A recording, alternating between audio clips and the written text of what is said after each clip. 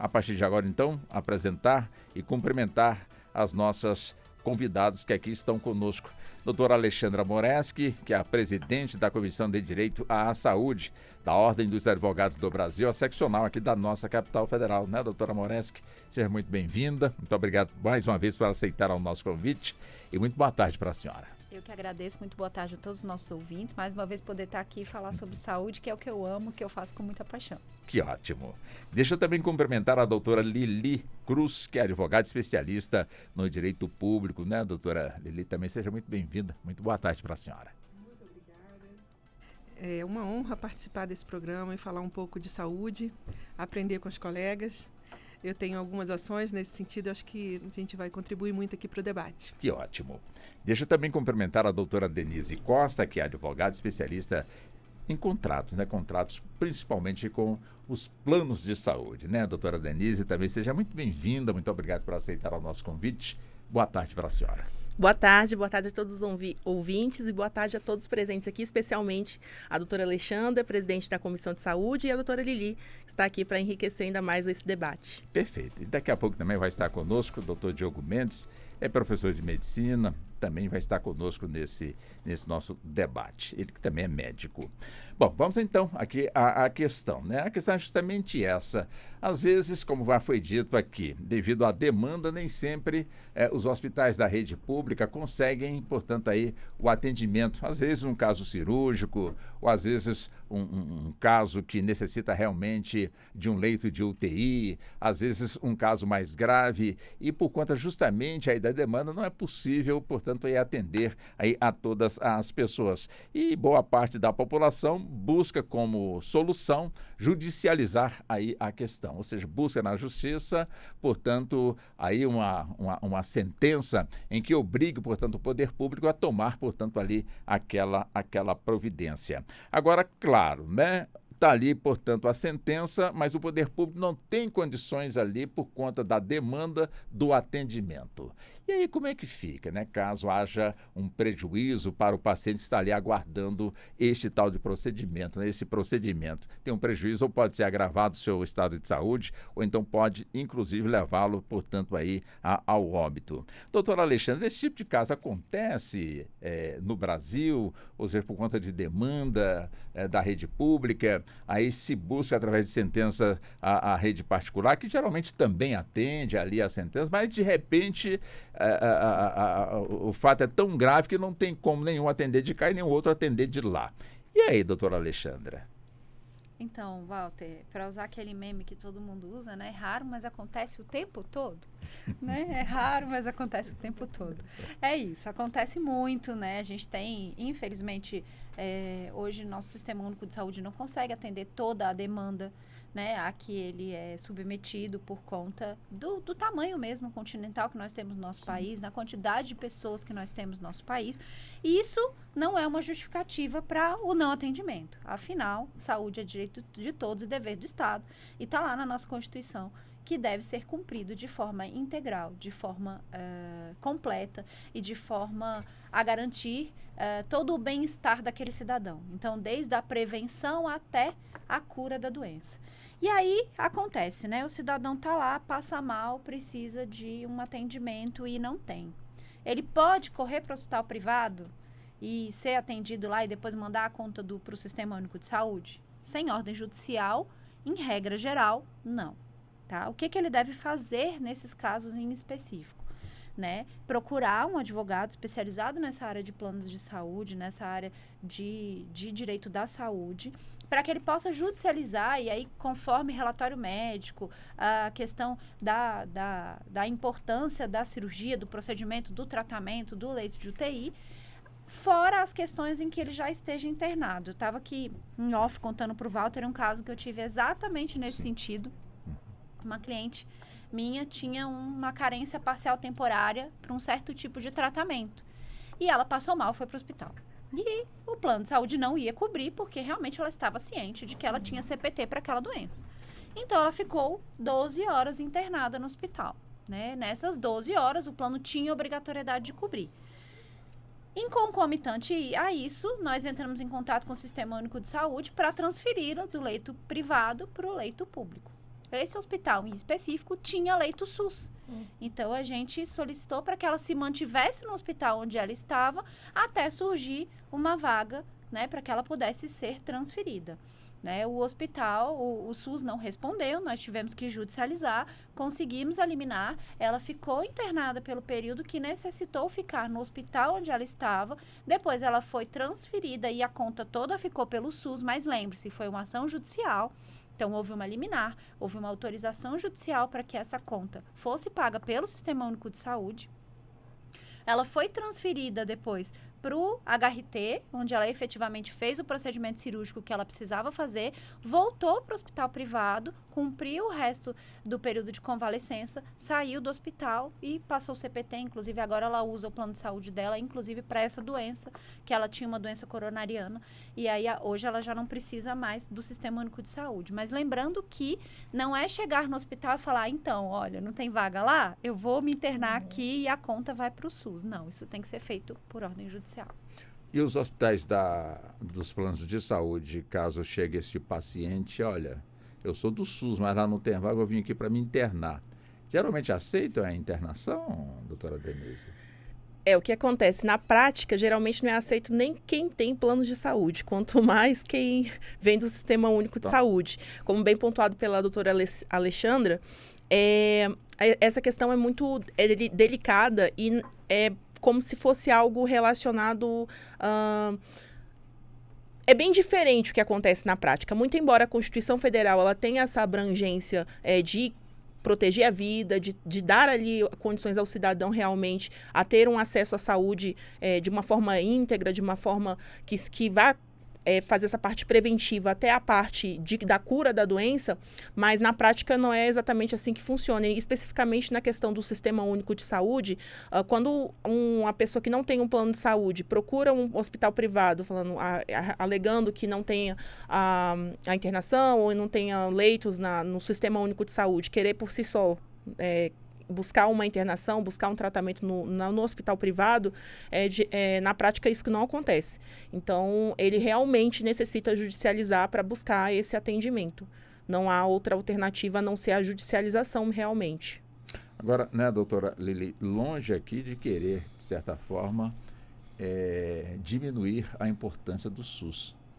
Nada disso, né, o nosso objetivo aqui é simplesmente levar o esclarecimento. Sabemos das carências que os hospitais do SUS enfrentam, sabemos por conta justamente do sistema SUS, onde as pessoas não pagam, portanto, a conta ali na hora que é internado, na hora que recebe, portanto, aí a alta. E, evidentemente, que boa parte da nossa população depende desse tipo de serviço. Uma população com mais de 200 milhões de habitantes nesse país de tamanho continental, a maioria da população recorre, portanto, aí aos hospitais do SUS. E o sentido, justamente, aqui desse nosso debate é levar o esclarecimento. Ou seja, as pessoas que, de alguma forma, estão ali enfrentando a fila, estão para marcar uma consulta, ou então esperando de ser atendido, passando mal. Temos casos de parturientes que ganham neném ali mesmo, sem ser atendidas pelo médico especialista, pessoas que falecem também antes de serem,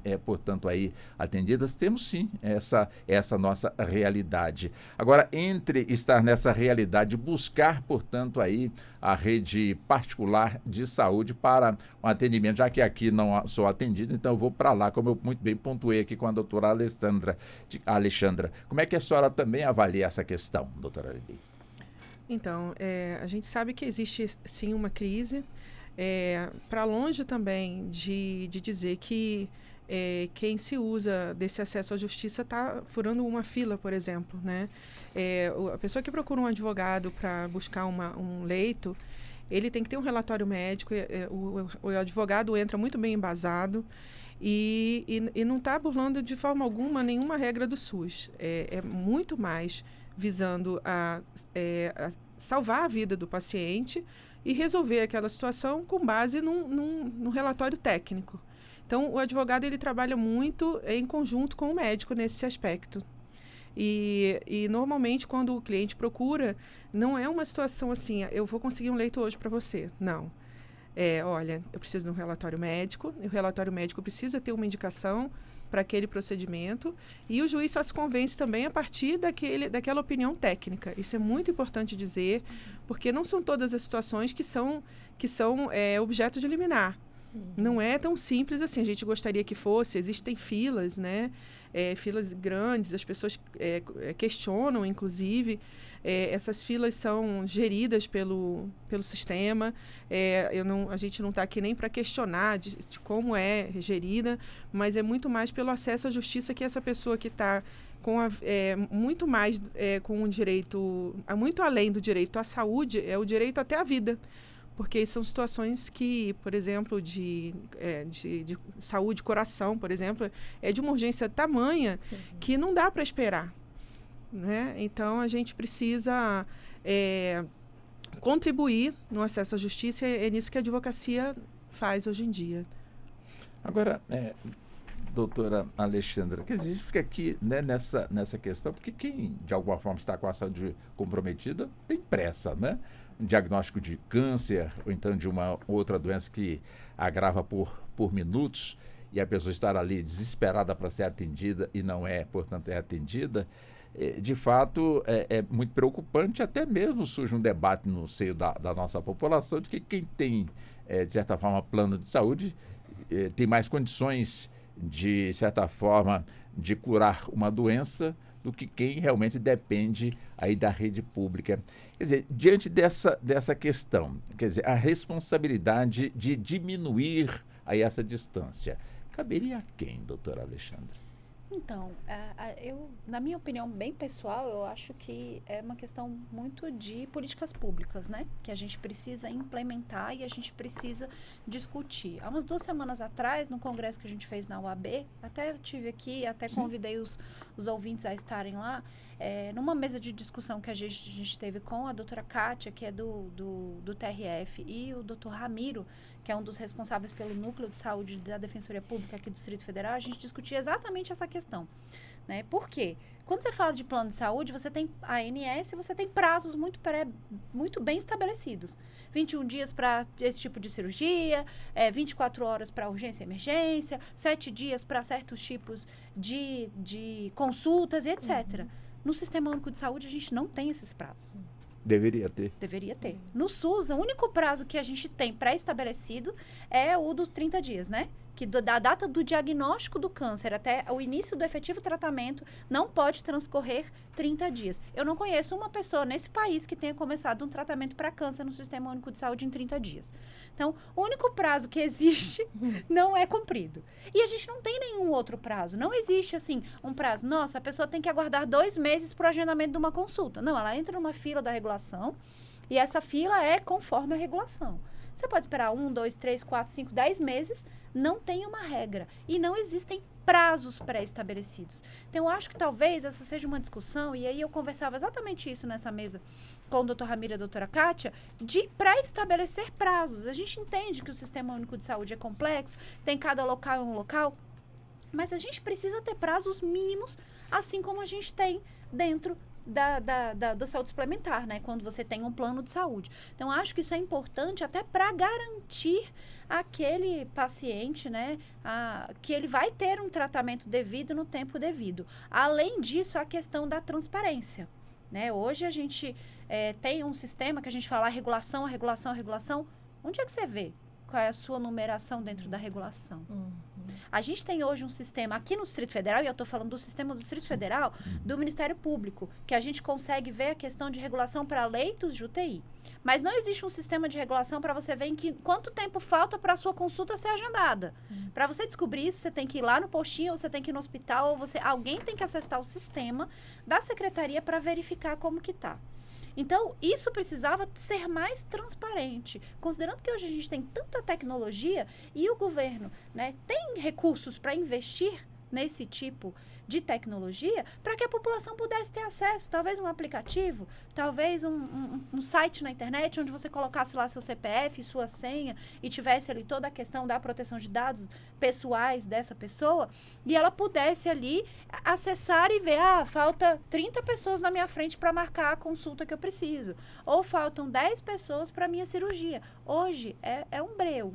O paciente, ele não tem a menor noção de como ele está e como deixa de estar. Isso acaba virando uma judicialização. Porque aí aquele paciente não sabe quando vai ser atendido, de que forma ele vai ser atendido, ele vai ficando desesperado, porque quem tem doença tem pressa, os sintomas vão se agravando, então ele vai procurar a justiça. Então isso acaba trazendo um ônus ainda maior, né, pro próprio Sistema Único de Saúde, porque aí tem que se pagar advogado, tem que se pagar honorário de sucumbência, danos morais e etc, etc, etc, de uma coisa que era um direito simples e que talvez a gente pudesse ter mitigado ali por uma política pública de saúde. Doutora Denise, é o mesmo tema também para a senhora.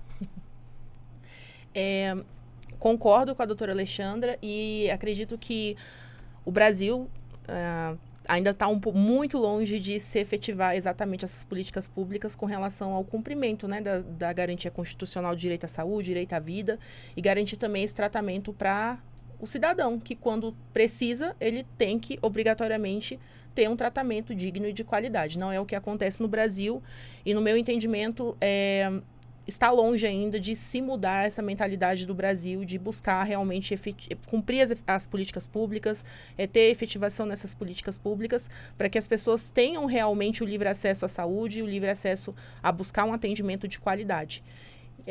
Acredito que o Sistema Único de Saúde, ele poderia ser de uma forma muito mais efetiva, mas exatamente como a doutora Alexandra colocou, não tem sequer prazo para eles cumprirem, ou seja, fica muito solto. Eles não buscam fazer uma análise do que se precisa efetivamente melhorar. E não estou falando de atendimento médico, porque os médicos do Sistema Único de Saúde são dos melhores médicos do Brasil. Concordo. Então, são hospitais de referência, por exemplo, aqui em Brasília, no hospital de base, nós temos hospitais de referência. Inclusive, eu tenho uma cliente que ela é psiquiatra, do Sistema Único de Saúde. Ela me relatou alguns pontos que eu fiquei bastante reflexiva. Porque, por exemplo, quando a pessoa ela procura um hospital público, às vezes ela vai com uma dor de cabeça e onera aquele hospital, e aí já é um outro ponto de vertente que a gente tem que analisar também. Ela onera o hospital de atendimento por causa de uma simples dor de cabeça, por causa de uma simples gripe que poderia ser tratada em casa. Então, ao mesmo tempo que não tem essa efetivação das políticas públicas, o cidadão também ele tem que perceber qual estado de urgência é aquele que ele necessita de atendimento. Então, aqueles casos mais urgentes, câncer, outras doenças do coração, sim, são casos considerados casos de urgência, mas aqueles casos que são, em tese, simples, é uma conscientização. Então, as políticas públicas envolvem tanto o Sistema Único de Saúde como um todo, como também o próprio cidadão com essa conscientização. Entendi. Deixa eu ouvir a senhora também, doutora Lili, sobre esse mesmo tema. Então, sobre a questão da falta da transparência, ela levanta várias especulações, né? A gente viu aí na mídia aí um caso de um apresentador, a gente sabe que ele passou, de fato, por um problema muito sério, passou por uma fila, houve critérios para ele receber determinados órgãos, né, que foi mais de um. Então, a falta de transparência, é claro que uma fila de transplante de órgão é diferente, né? Tem vários critérios, tem exames e tudo mais. Mas uma fila, por exemplo, de consulta, por que não? Por que não disseminar de forma, claro, respeitando aí a LGPD, né? Os dados sensíveis, tudo. Então, assim, a gente sabe que existe possibilidade. Por exemplo, aqui no DF tem a CODAB, que tem aquela fila lá para poder concorrer a um imóvel, né? Sim. Dentro de um... E tem uma lista, né? Eu lembro que, assim, eu tinha uma pessoa que trabalhou para mim, que ela estava nessa lista, ela pedia para acompanhar. Ela tem uma certa transparência, então é possível. É claro que a saúde pública ela opera em um certo caos, e que ela não quer abrir, de repente, essa caixa preta para não receber críticas. E é claro que vai receber, claro que vai ter questionamento, né? Eu tenho um exemplo da minha mãe em Rio das Ostras.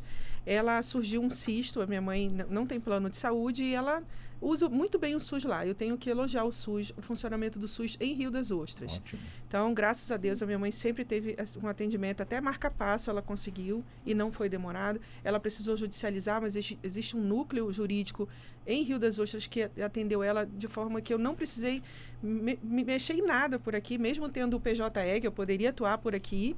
Quando eu vi, mamãe já estava. Eu falei, uai, sozinha assim? Não, eu já estou com marca-passo, já botei. E agora surgiu um cisto no rosto, que começou a crescer e tudo mais. Assim, seria judicializar, pegando um laudo, o médico vai falar, olha, isso aqui não está colocando a sua mãe em risco. Então, mas ela já resolveu, porque é proativa, né? E ela já conseguiu a cirurgia, mas não tem data definida. Então, assim, ela conseguiu isso em 2 meses. Eu acho um tempo muito bom, considerando o SUS, né? Sim. Privado não é, até para o privado E ela só não sabe quando vai ser a cirurgia, mas já existe, assim, uma previsibilidade. Mas ela não sabe se ela... em que lugar ela está dessa fila também. Então, essa falta de transparência lá também acontece. E fica uma angústia. Uma senhora, idoso tem toda aquela preocupação. Será que vai crescer mais? Eu sou diabética. Então, por que não informar? Eu acho que isso evita um pouco a judicialização.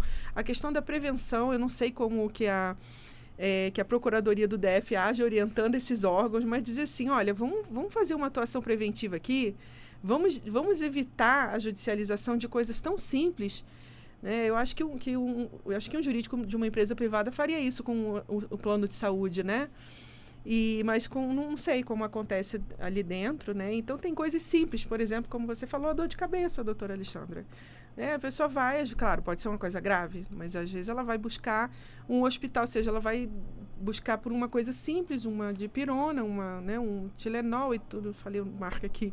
E acaba que poderia ser dentro da atenção básica, não precisa ir para um hospital.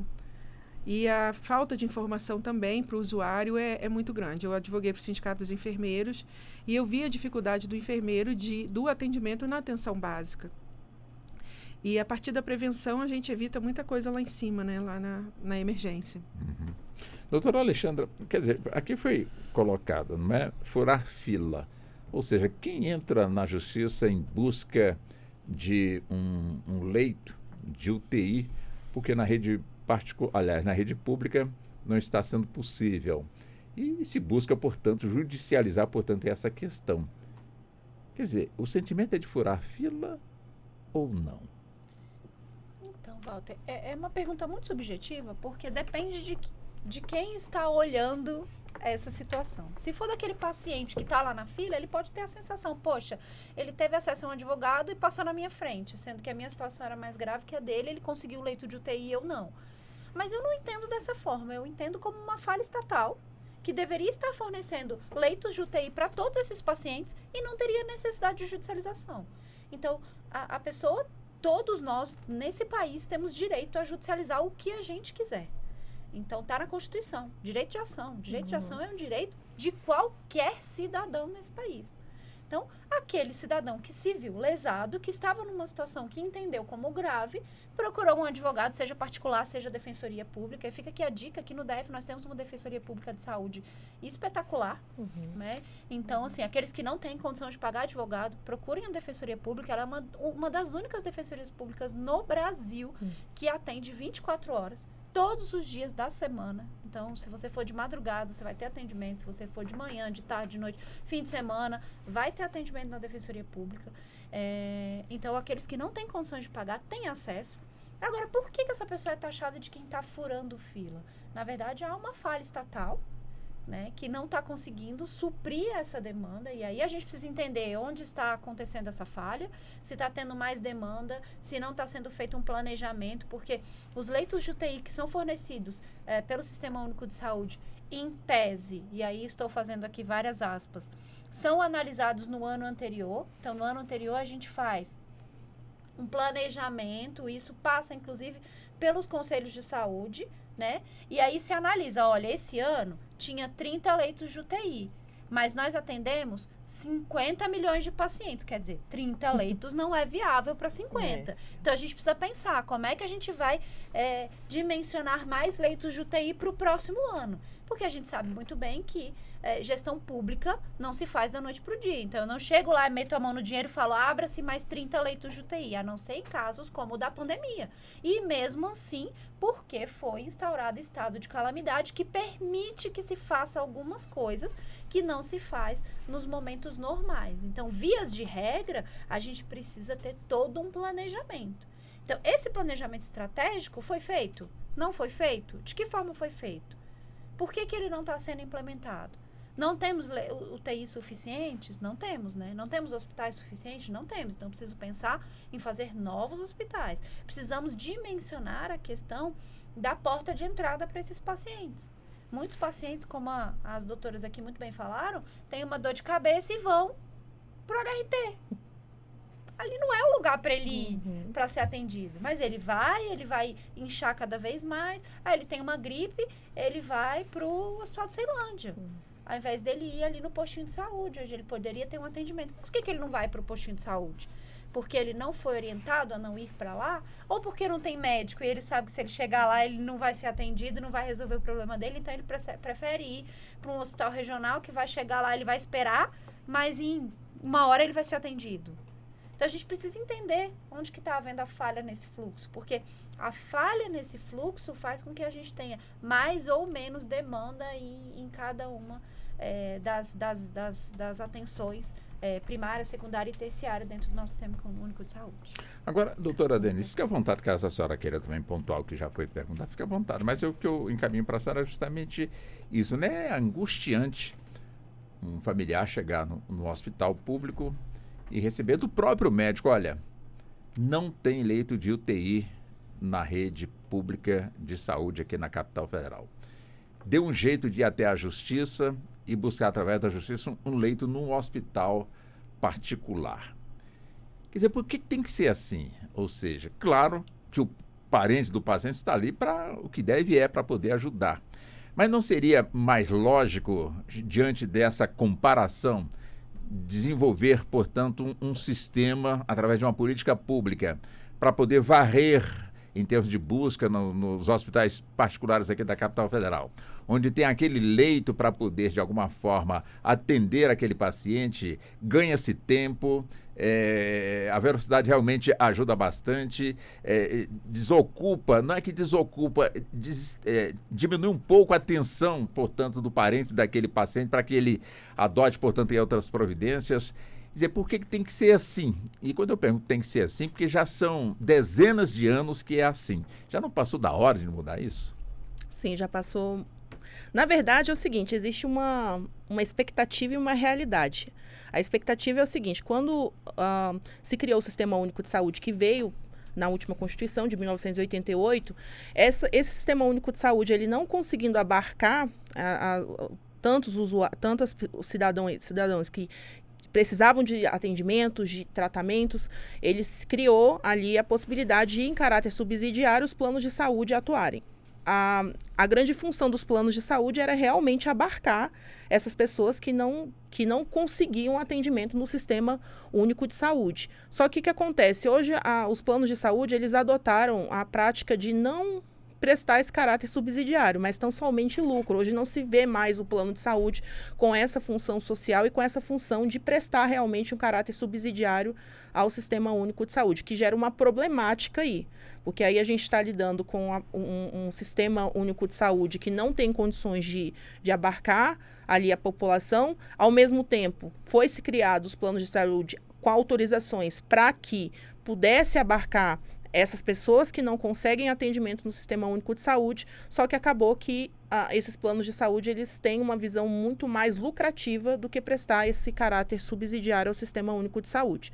E aí nós temos uma problemática tanto do ponto de vista de políticas públicas, que também engloba a fiscalização de que forma que os planos de saúde estão tendo essas práticas com a população como um todo, com o brasileiro ali, como é que eles estão atuando no mercado? Eles estão atuando com caráter lucrativo ou com caráter realmente de prestar esse caráter subsidiário? A gente tem que ter uma fiscalização também de políticas públicas nesse sentido. E aí isso se perdeu com o tempo e a tendência é cada vez mais piorar. Tanto que, na prática, o que acontece? Acredito que a doutora Alexandra também deva concordar, a doutora Lili também deve concordar, que a questão de quando as pessoas mais precisam do plano de saúde, ocorrem cancelamentos indevidos, negativas de tratamento, exatamente por perder essa visão de buscar realmente concretizar um atendimento, seja ele preventivo ou seja ele até a cura da doença. A situação realmente não é fácil, né, doutora Lili? Ainda insisto nessa questão. Às vezes a gente percebe no hospital público, até mesmo o desespero de quem está ali no contato mais direto com o paciente quer queira o médico, a enfermagem, os técnicos, o pessoal está sempre ali naquela preocupação, naquela tensão, está vendo que a situação realmente não está fácil, mas olha para um lado, olha para o outro, não se vê, portanto, uma solução ali daquilo que é necessário para poder melhorar a saúde daquele paciente. E queremos crer que não exista leito, se este for o caso, de UTI escondido, para poder atender como uma reserva estratégica algum tipo de público, caso seja necessário, para que realmente esse serviço lhe seja prestado. Como é que a senhora vê isso? Então, a questão do leito sem a transparência, a gente especula muito, né? Então, o que a gente pode pensar quem está lá na ponta atendendo lida com uma gritante falta de leito. Eu tive no Hospital da Ceilândia para visitar um cliente que foi espancado e de repente amanheceu no hospital. Aquele hospital, gente, ele parece um local abandonado. Então, assim, os leitos que eu vi são leitos no corredor, aquela clássica visão que a gente tem de TV mesmo, né? Quando a gente vê em jornais, pacientes em corredor, pacientes em leito, em sala vermelha, né? Pacientes que deveriam estar numa UTI, numa sala vermelha para poder sobreviver. Então, a questão da gestão desses leitos de UTI, ela começa a partir lá desde o início, né? O paciente deu entrada, foi acolhido, da forma que ele veio, como quem está lá na ponta tem que receber. E a questão do planejamento, que a doutora Alexandra colocou aqui, isso é muito previsível, né? Eu acho que toda empresa, toda instituição, ela consegue fazer uma previsão, a não ser que ocorra uma pandemia, como aconteceu. Mas fora dessas situações emergenciais, é possível de se verificar se no próximo ano eu vou precisar construir mais leito ou não. A gente sabe que é possível, talvez numa situação a gente sabe que tem licitação, a gente sabe que tem regras de gestão, a gente sabe que tem aí tribunais de contas e controladorias em cima dos gestores, mas para a saúde sempre é uma justificativa, principalmente na urgência. Então, por que não criar mais leitos como de repente foram criados tantos no período de pandemia? A pandemia veio para nos mostrar várias coisas muito ruins, mas algumas possibilidades, algumas capacidades de que é possível criar leitos, é possível acelerar muita coisa a partir da tecnologia. A tecnologia veio, por exemplo, para implementar aí o processo judicial eletrônico, que em quase todo o Brasil já está implementado. Então, hoje eu consigo advogar de casa praticamente, quase não preciso comparecer a um tribunal. Então, por que não buscar uma solução? O ser humano está aí com uma capacidade mental fantástica. Por que não implementar uma programação, um planejamento eficaz na construção desses leitos, na criação desses leitos? E aí leva tudo para a iniciativa privada. A iniciativa privada, por outro lado, fala, não, mas e os meus lucros? E aí vem a gente na advocacia e diz, não, mas o direito à saúde é fundamental, está acima do seu lucro, e cria todo um desequilíbrio dentro desse sistema. Como é que a gente resolve isso? Claro que a gente tem que cobrar do poder público. A gente tem que... muita coisa nasce de uma gestão ineficaz. Perfeito.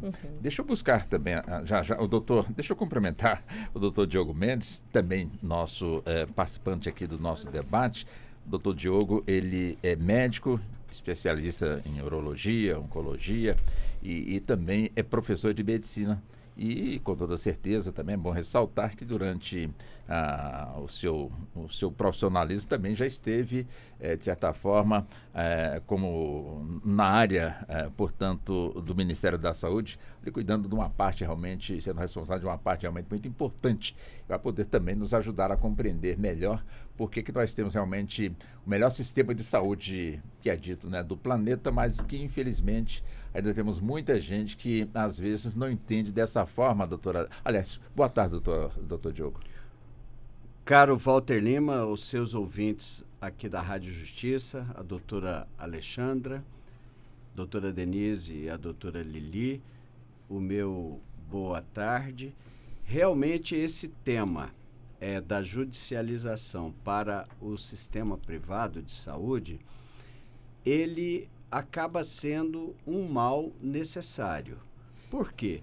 Porque o cobertor público é curto, é pequeno.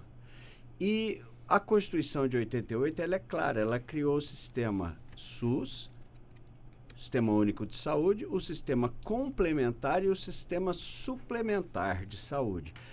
No fim, como no Brasil tem esse negócio de lei pegar, não pegar, o sistema complementar e o suplementar, eles acabaram virando o mesmo, mas eles são diferentes, né? Um é exclusivamente privado e o outro tem as operadoras de saúde que são organizadas pela Agência Nacional de Saúde, a ANS. Muito bem. Então, muitas coisas, pela própria celeridade e pela questão do lucro, que é um direito pela nossa Constituição, né? Nós não somos proibidos de ter o lucro, o sistema privado ele é mais ágil, ele acaba sendo capaz de ver aquela demanda e oferecer uma resposta. Enquanto o poder público ele não tem essa capacidade de rapidez pela própria questão da lei 8.111, se eu errei, desculpe, a lei do SUS, a lei da licitação, enfim. Com isso, vários governos estaduais e mesmo federal criaram institutos, enfim, para poder ter agilidade. Então, há muitos casos, e eu digo, sobretudo na alta complexidade, porque é a parte mais rentável para a iniciativa privada. Então, falamos de UTI, de tratamentos de câncer, falamos de tratamentos que envolvam órteses e próteses de pacientes com diversas comorbidades que precisam de múltiplas equipes, de um sistema de retaguarda que o poder público, na realidade, não consegue, não porque não tenha, ele tem sim, mas porque sempre está superocupado, com uma fila de espera enorme. Então, muitas vezes, a judicialização que cumpre o direito que aquele indivíduo, como pessoa única, pediu e lhe foi concedido, se lhe foi concedido com justiça, houve, né? Porque para isso existe o judiciário, para fazer a justiça, mas, por outro lado, ele ocupa o lugar de um outro que também ia entrar, que estava lá no hospital e que teve o seu direito amputado. Então, é uma solução que eu não vejo saída se nós não fizermos uma mistura dos sistemas. Porque se nós fecharmos o SUS, o sistema suplementar colapsa. Uhum. Se nós fecharmos o sistema suplementar, o SUS colapsa. Então, e mais, para que serve os nossos impostos aplicados na saúde? Para o sistema primário e secundário e terciário, ou apenas para o sistema primário e secundário, ficando privatizado o terciário? Aí, muita gente, mas aí deu a parte do leão para o sistema privado. Não, se eu tiver um sistema primário e secundário adequados, o gasto terciário cai absurdo, é o que ocorre nos países desenvolvidos do mundo. Ou seja, o terciarismo ele fica praticamente restrito a problemas oncológicos, porque se eu fico velho eu vou ter que morrer de algo, e se eu fico velho eu morro de câncer ou do coração, ou de AVC. Então, mas aquele paciente diabético, hipertenso, que vai precisar de um transplante renal aos 40 anos e vai sair do mercado de trabalho e a esposa ou o marido vai parar de trabalhar alguém, seja, ele para o outro e nós temos que bancar a hemodiálise e o salário dele. Isso não vai acontecer, porque se ele tem um sistema primário e secundário que funciona, eu não vou ter o terciarismo como eu tenho hoje no Brasil.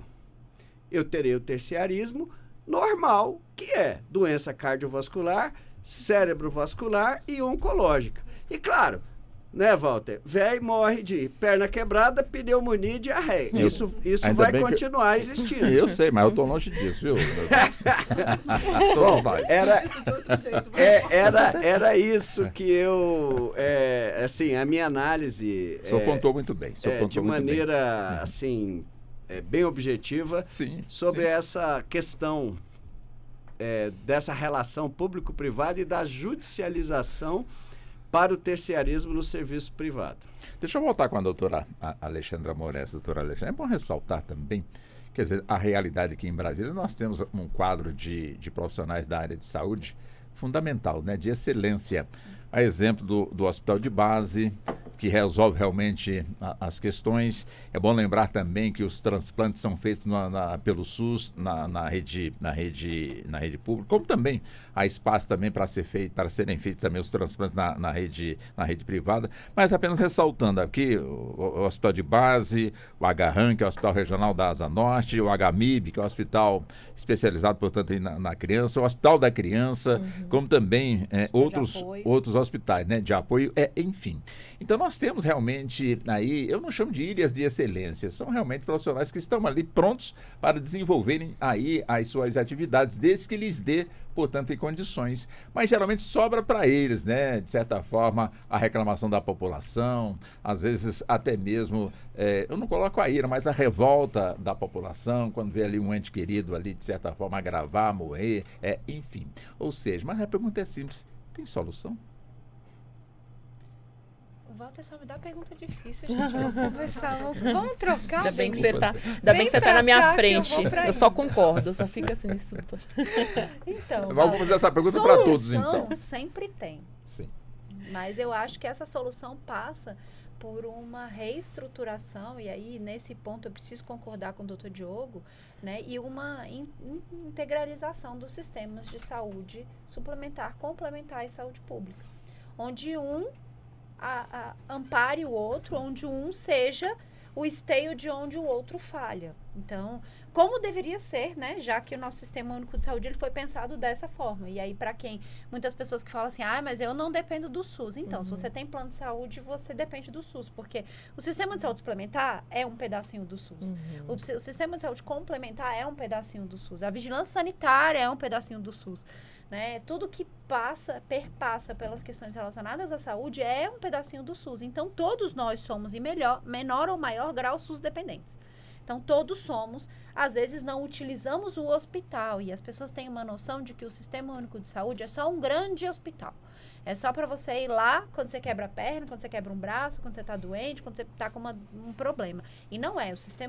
O nosso Sistema Único de Saúde, ele tem um viés onde a gente pega desde a proteção, passando pela prevenção e chegando, né, na recuperação. Então, é uma tríade. Então, a gente precisa focar nessas três questões. A vacina, né? Vacina, né? Vacina, que as pessoas acham que, mesmo em caráter particular, para a vacina chegar, ela passou pela Anvisa, que também faz parte do SUS. Então, aquela vacina que você compra particular para o seu filho também faz parte do Sistema Único de Saúde. Então, assim, é uma gama de braços e de atribuições que o nosso Sistema Único de Saúde tem, que às vezes a gente vê só como um grande postinho de saúde ou como um grande hospital. E aí, pegando essa tríade de prevenção, proteção e recuperação, a gente precisa, como nesse ponto aí, concordando de novo com o doutor Diogo, pegar e focar na proteção e prevenção. Não na recuperação, porque se a gente foca na proteção e prevenção, a recuperação é uma quantidade muito menor de doenças. Então, se a gente consegue fazer uma campanha de câncer de mama muito bem feita e consegue diagnosticar precocemente uma quantidade absurda de mulheres, essas mulheres não vão precisar fazer quimioterapia. Essas mulheres não vão precisar utilizar de outros tipos de tratamentos de uso domiciliar, como quimioterapias domiciliares. Não vão precisar fazer a cirurgia de retirada da mama e ter que colocar uma prótese de silicone. Tudo isso pelo Sistema Único de Saúde. Então, se a gente consegue focar principalmente na proteção e na prevenção, a gente consegue trazer, né, uma recuperação digna para as pessoas que efetivamente venham a precisar aí de uma atenção terciária, que aí é a atenção especializada. E aí a gente consegue investir em pesquisa. E aí a gente consegue trazer o que hoje a gente só faz pelo SUS, praticamente, que é os estudos científicos na área das doenças raras e doenças crônicas, que estão cada vez mais evoluindo. A gente tem cada vez mais casos de doenças raras. Eu brinco que os raros não são mais tão raros, porque a gente tem hoje aproximadamente 18 milhões de brasileiros. Isso não é tão raro assim. No universo de 270 milhões, 18 milhões são muitas pessoas. Então, não são tão raros assim mais. Então, a gente precisa entender o que está acontecendo para estar tendo tantos problemas e tantas questões de doenças raras. Isso só se faz com o estudo científico. A gente não consegue diagnosticar muitas doenças raras, né, com teste do pezinho ampliado e etc. E várias outras coisas que a gente volta para a questão da proteção e da promoção. Então, se a gente consegue focar nisso, e aí isso só funciona como, Walter? E aí, falei, qual é a solução, Ale? Políticas públicas de saúde muito bem estruturadas, muito bem pensadas e muito bem planejadas, com início, meio e fim. Não adianta você criar uma política pública de saúde linda, maravilhosa, daqui 2 anos o governo seguinte troca a política pública de saúde. Não tem continuidade, não tem manutenção, não tem prazos pré-estabelecidos para implementação e para que essa política pública efetivamente dê efeito. Porque não adianta nada você criar a política e ela chega ali na metade do caminho e você, não, vou trocar aqui, vou fazer outra. Então, a gente precisa pensar em políticas públicas de saúde, assim como a gente faz nas grandes empresas, né? O governo precisa pensar como se uma empresa fosse. Quando você vai implementar alguma coisa dentro de uma empresa, você faz um estudo de caso, você imagina, eu vejo isso dentro do meu próprio plano de negócio. A gente faz um plano de negócio, a gente organiza, a gente tem as metas de médio, de curto, médio e longo prazo. Então, quanto eu vou gastar na primeira etapa, quanto eu vou gastar na segunda, quanto eu vou gastar na terceira. Então, acho que está precisando, como eu sempre falo, gestão. Doutora Denise, eu não vou deixar sozinha a doutora Alexandra na pergunta. Também gostaria de ouvir a resposta da senhora sobre o que foi posto também para a doutora Alexandra. Sigo a doutora Alexandra, sigo a relatora na questão da implementação de políticas públicas efetivas que tenham prazos para conclusão, para implementação, com metas de curto, médio e longo prazo, sem sair de uma linha e ir para outra linha, sem mudanças, mas ao mesmo tempo a gente tem que observar também a questão da evolução, né? Até mesmo das descobertas das doenças, descobertas das curas, dos tratamentos. Então, realmente a linha é muito tênue com relação ao Sistema Único de Saúde, com relação à prevenção dessas questões relacionadas à saúde. Mas um ponto importante aqui a respeito das políticas públicas, que está sendo praticamente o centro do debate, é com relação a ter pessoas realmente na saúde pública, à frente dessas políticas públicas, que possam implementar e efetivar as políticas públicas como a gente está falando aqui. Porque o que se vê, e aí já é minha crítica particular com relação ao governo como um todo, independentemente de partido político, é com relação a não ter pessoas capazes, né, e com vontade real de implementar as políticas públicas efetivas. Então, a gente vê muitas vezes diretores, chefes de departamento, pessoas que estão ali em cargos de liderança com uma visão totalmente... o que eu estou fazendo aqui, né? Mas no país tem gente capacitada para poder, Sim. vamos colocar na linguagem bem popular, pegar o touro à unha ali e resolver a questão? Nós temos pessoas com essa capacidade? Sim, com toda certeza. E, assim, pessoas que sejam de ramos diferentes. Então, por exemplo, um médico que seja especialista, advogadas especialistas,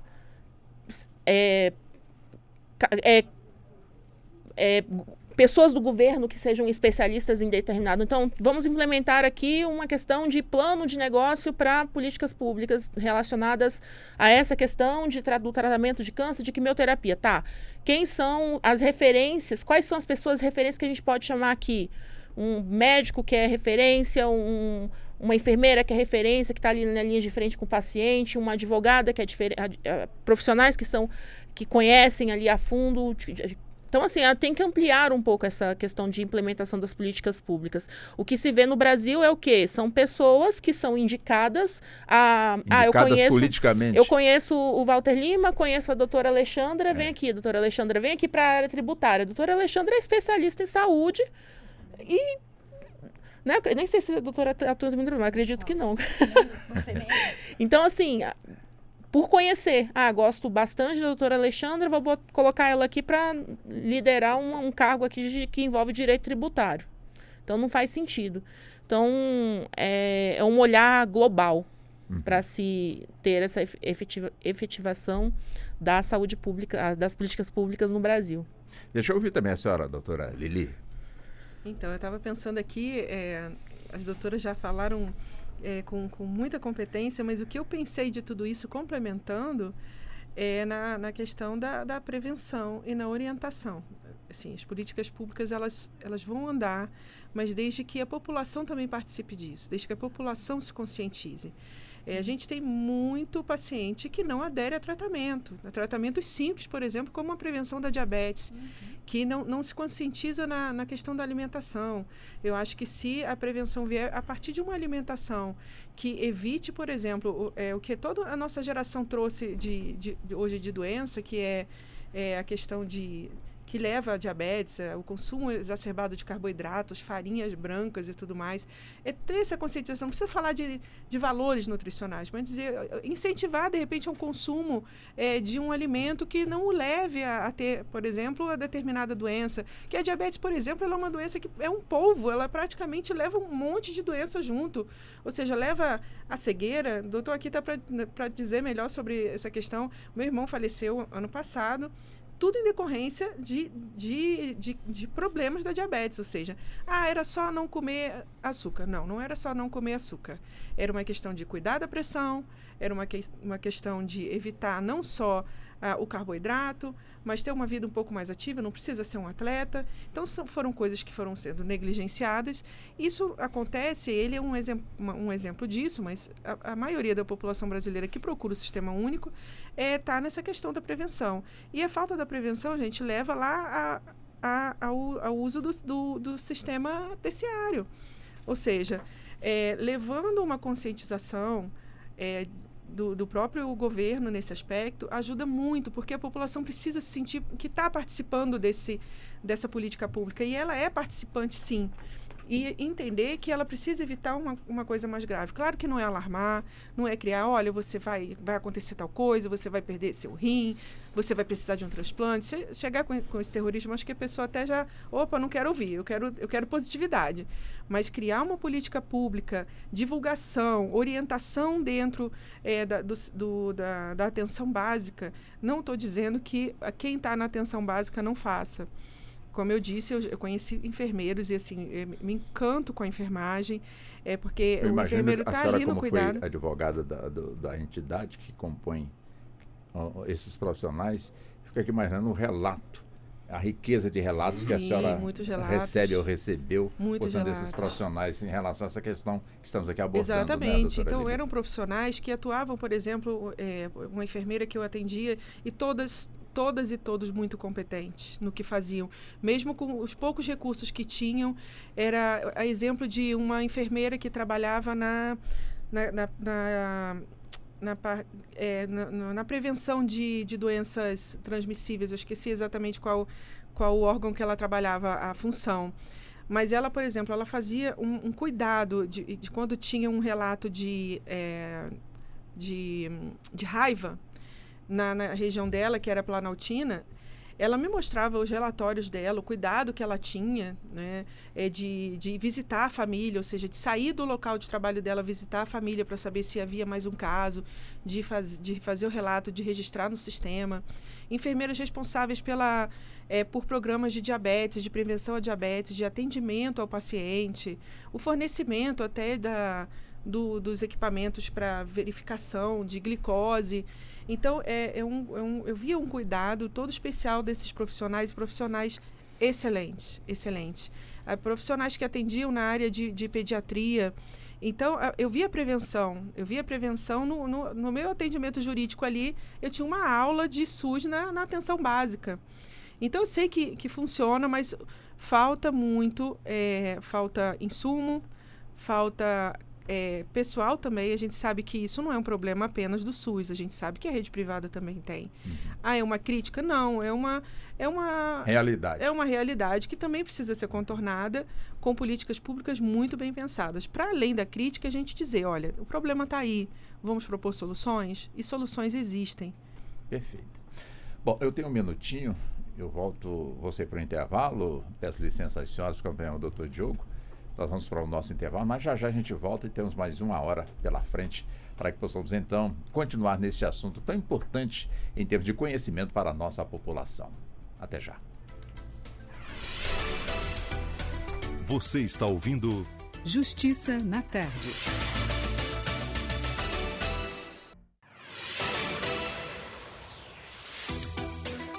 Voltamos a apresentar Justiça na Tarde. Justiça na Tarde debate.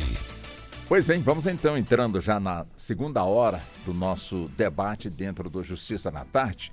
Hoje o assunto está sendo relacionado com a saúde, principalmente em situações em que pacientes, às vezes para marcarem uma consulta, ou então às vezes para serem atendidas no ambulatório, ou então às vezes atendidas numa emergência, e às vezes as pessoas passam tempos na fila ou ali aguardando e muitas terminam indo embora porque o tempo passou, a paciência esgotou e mesmo com muitas dores preferem deixar para um outro dia ou quando for, portanto, possível.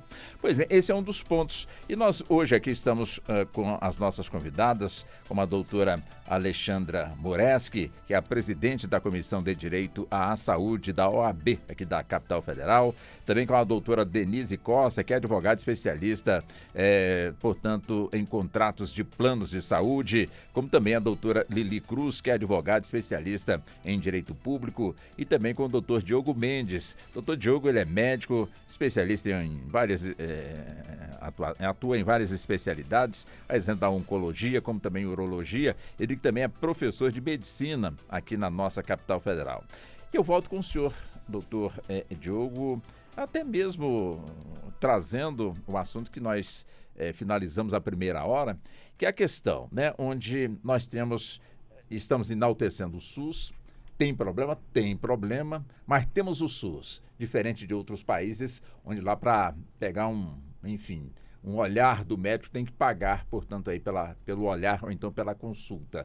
E aqui as pessoas passam, portanto, aí pelo atendimento e evidentemente, não tem conta para poder pagar. Pagamos através dos nossos impostos, porque nada aqui, portanto, é também de graça. Mas o que chama a atenção, e já foi colocado aqui, de que a questão da gestão, né? E eu me lembro perfeitamente em outras oportunidades, quando o senhor discorda realmente de ter como gestor uma pessoa que não seja do ramo que eu digo da gestão, ou seja, que não seja aquele apadrinhado político para poder, de alguma forma, fazer um favor àquela pessoa que ajudou numa determinada época. Vamos colocar aqui, então, para poder fazer a gestão de um hospital. Não estamos aqui também apontando para ninguém, muito pelo contrário, né? Onde é que nós queremos chegar? Ou seja, caixas de medicamentos que o pessoal espera receber do SUS ou do hospital que são descartados porque o prazo venceu, então vamos às vezes até esconder ali para ninguém ver, para ninguém nos criticar,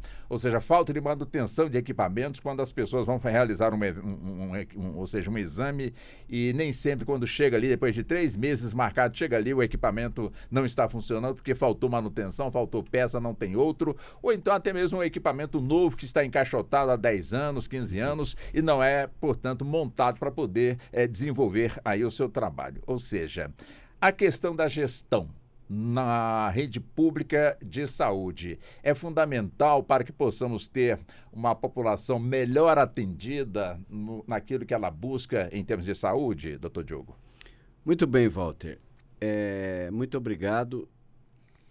Você fez com bastante veemência uma pergunta à doutora Denise se havia ou se há no Brasil pessoas capacitadas para exercerem a gestão e a condução do sistema de saúde público e privado. E ela, com bastante rapidez, disse que sim.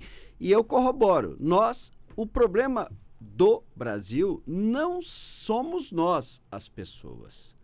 Nós somos muito bem preparados.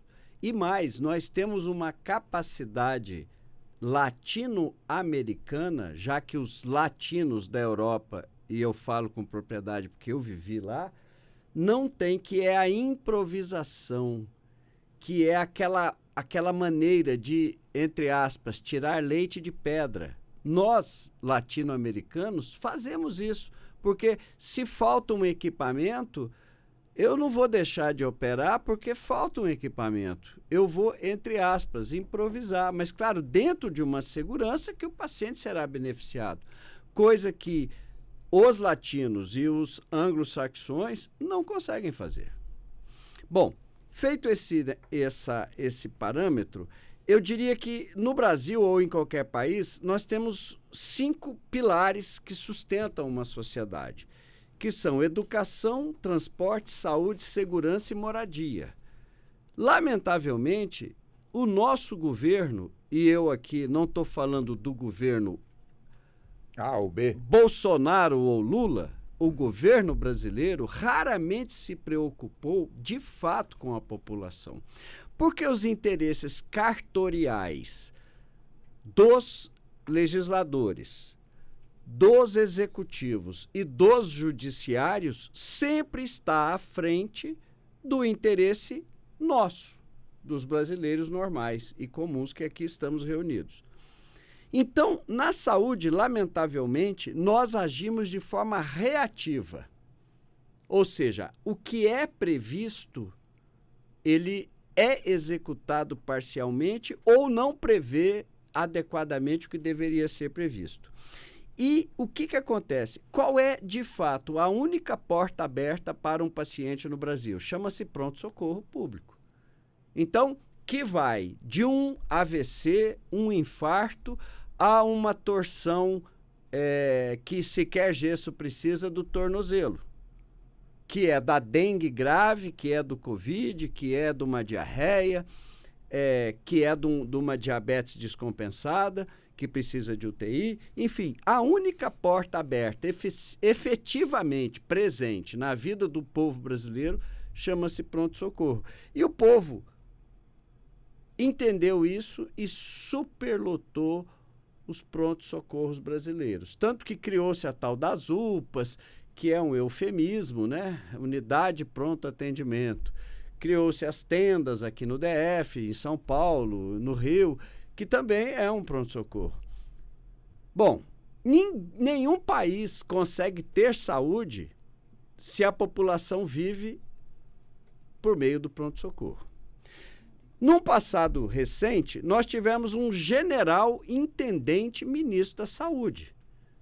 Certamente esse ser humano não tem formação para ser ministro da Saúde. E no governo atual, nós temos uma não médica, fantoche de um ministro do Palácio do Planalto, que se chama Padilha, que já foi ministro da Saúde e deputado, que o próprio UOL aí já publicou essa semana, que é ele que nomeou todo mundo, e a ministra Anísia é um fantoche. Me permita só um parênteses aqui. Pois doutor, não. Como o senhor citou o ministro Padilha, fica o espaço aberto, caso ele queira, de alguma forma, responder ao senhor. Tá bom? Perfeitamente.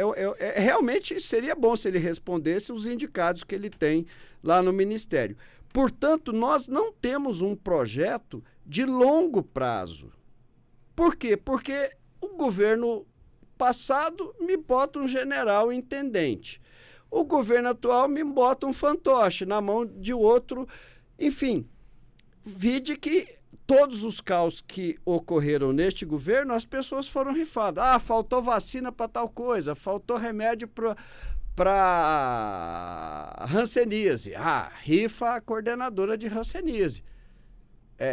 Igual sempre houve. Então, sem esses projetos de longo prazo, nós nunca evoluiremos. É possível fazê-los? Acho que não. Einstein foi muito inteligente quando ele disse assim: nós não obteremos respostas novas com velhos métodos, ou com os mesmos métodos, né? Usando ipsis literis. Não há respostas novas com os mesmos métodos. Uhum. O maior orçamento do Brasil é o da saúde. Ele hoje atinge mais de 200 bilhões de reais. Ele é demasiadamente fatiado, o sistema é muito fatiado, né? Federal, estadual, municipal, autarquias, e todo mundo manda. Onde todo mundo manda, ninguém manda. Uhum. E o apadrinhamento sempre foi a regra, infelizmente. Então, a gente, quando perde a paixão, né, e consegue ver um pouco mais, eu entendo que não haverá solução.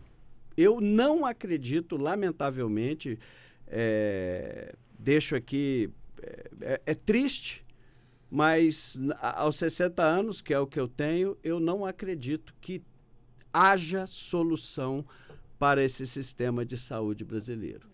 Deixa eu ver com a doutora Alexandra Moreschi. Quer dizer, quando a gente, de alguma forma, desencanta com alguma questão, mas nós temos do nosso lado, de certa forma, gestões de sucesso. Em hospital público, a exemplo do Sara Kubitschek, né, que é um complexo que, de certa forma, tem ali a sua maneira de atuar, e às vezes as pessoas comparam. Por que no Sara dá certo e em determinados hospitais, de certa forma, que integram, portanto, o sistema SUS, o Sara também integra também o sistema SUS, porque lá dá certo e em outros esse sucesso não acontece, doutora Alexandra? É uma gestão diferente a do Sara, ele é filantrópico, tá? Então não é um hospital gerido... As Santas Casas também são filantrópicas. Também são filantrópicas, então eles não são geridos pela gestão SUS. Eles são uma gestão privada que recebe verba do governo. Então, eles prestam contas dessa verba, mas é uma gestão privada. Então, eles têm uma forma diferente de contratação, eles podem contratar por CLT, então não é concurso público. Eles podem dispor de recursos de forma mais rápida ou menos rápida, não precisam promover licitações para comprar várias coisas. E o Sara, ele é uma gestão de sucesso porque ele é um hospital extremamente especializado. Então, ele tem essa questão também de que ele não é porta aberta. Você chegar lá no Sara e bater, você não vai ser atendido. Você entra numa fila, você entra numa regulação, você vai ser triado para ver se você efetivamente deve ou não ser atendido por aquele sistema, por aquilo que ele faz lá. Me permite uma parte? Durante a epidemia de Covid, que matou mais de 700 mil brasileiros, a rede Sara Kubitschek não dispôs nenhum respirador, nenhum leito, nenhum paciente com Covid foi para a instituição Sara. É um absurdo essa instituição, porque ela não tem a porta aberta, como a doutora falou. Ou seja, por que o Sara Kubitschek funciona em Brasília? Porque tem o hospital de base do lado, é só atravessar a rua, com a porta aberta. Então, ou seja, gestões dessa maneira, Walter Lima, me desculpe, o Brasil não precisa. Honestamente. Porque durante a Covid é um absurdo, a população brasileira tem que saber disso. Gente morrendo, morreu à míngua e o Sara Kubitschek não aceitou um paciente. E nenhum político, porque a maioria usufrui daquele hospital, levantou um dedinho, um A, para fazê-lo receber o paciente. E isso é um absurdo. Deixa eu também deixar o espaço aberto para o Sara Kubitschek, que está sendo citado, caso queiram também, de alguma forma, a responder pelo que o senhor pontuou. E aí, trazendo como ele não é um hospital de porta aberta, ele não permite, não é essas as questões. E aí, respondendo aí a questão do Dr. Diogo, efetivamente é uma gestão completamente diferente.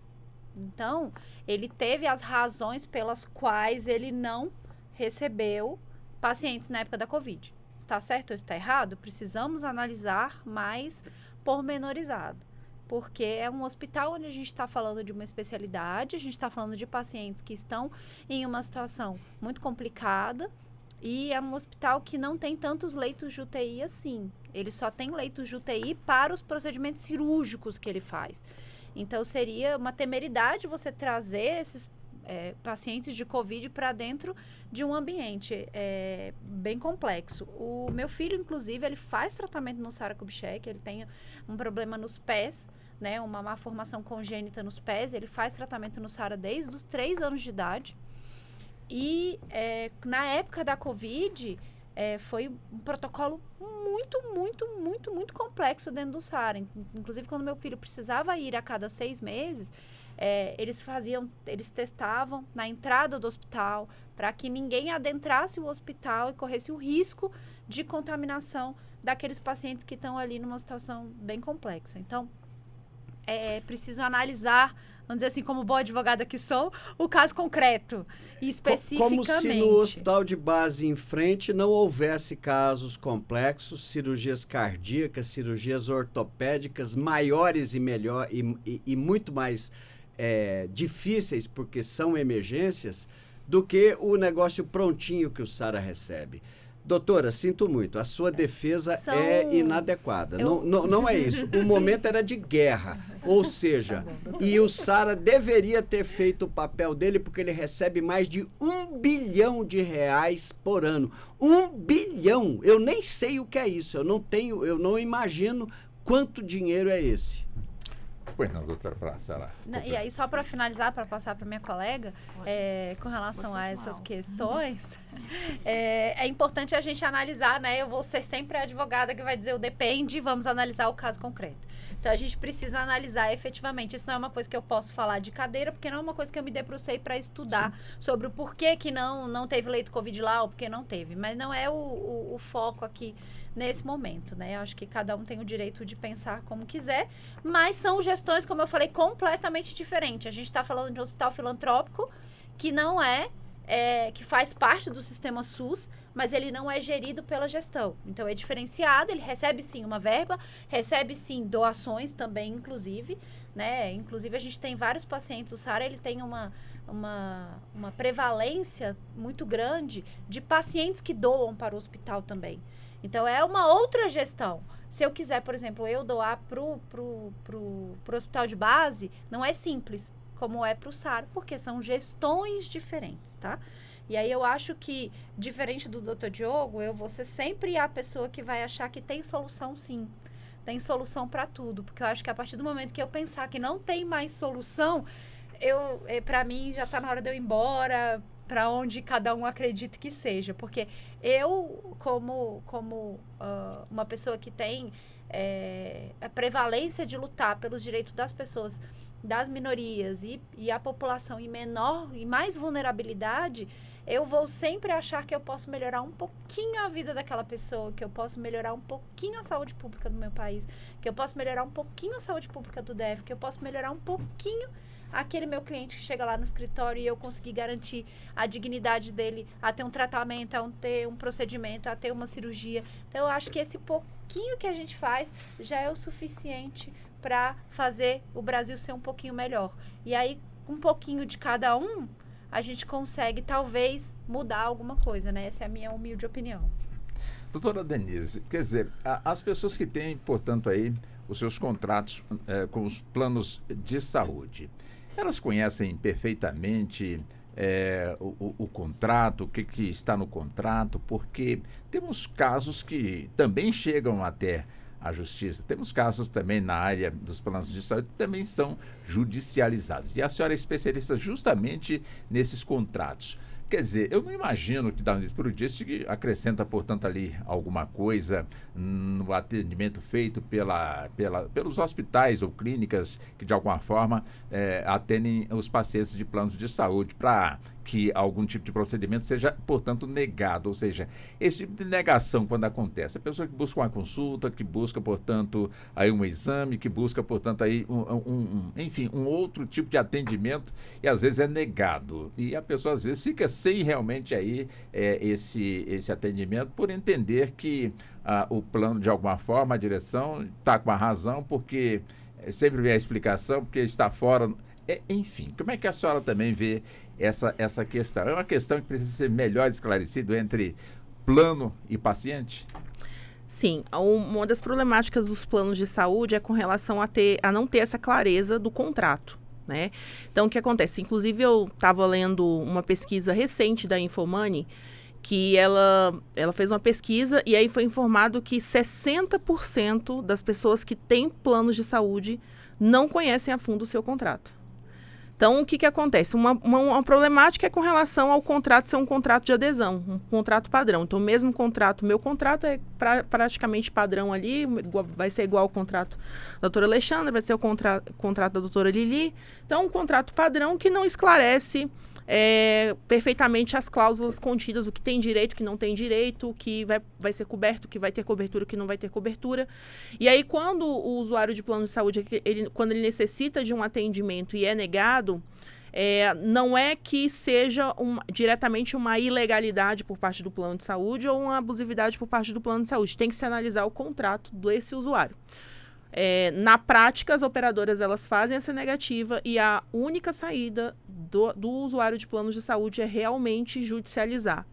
Buscar um advogado especialista para que possa ali ter o seu direito de ter esse tratamento, a garantia desse tratamento para aquela determinada doença, até a cura, ou ele simplesmente deixar para lá. Essa é a realidade dos planos de saúde. Só que o que acontece? Tem que olhar também a questão do contrato.